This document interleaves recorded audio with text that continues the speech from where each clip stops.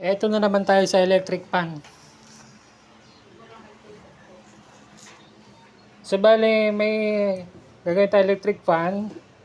Nagpalit tayo ng motor. So bale, hindi na tayo dun magdudugtong sa loob. Yung gustong dito na magdugtong, paano natin malalaman yung 1, 2, 3 nito? Ayan.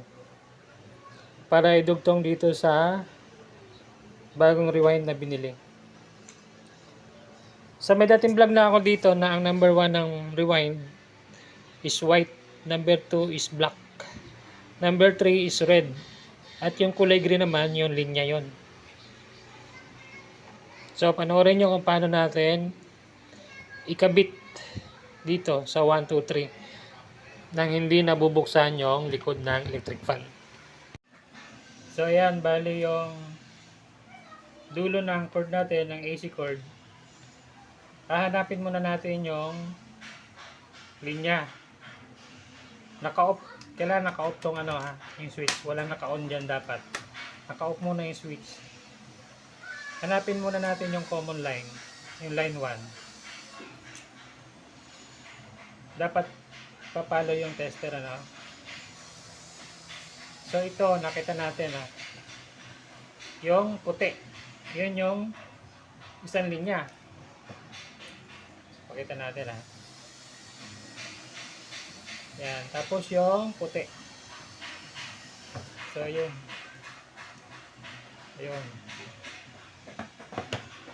Kailangan hindi naka-switch yung yung switch ito, hindi dapat naka-off to, yung paghanap ng line 1. Then yung 1, 2, 3 baligtarin natin ito. Doon naman natin sa isa ito isuksok.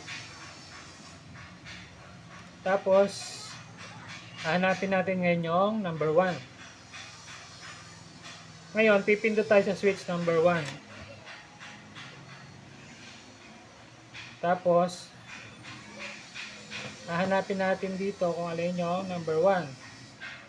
So itong gray, siya yung number 1. Ayan, siya yung may connection, number 1. Tapos number 2, natin natin yon, yung red. So number 1 gray, number 2 red. Pindutin natin number 3. Ayun, yung yellow.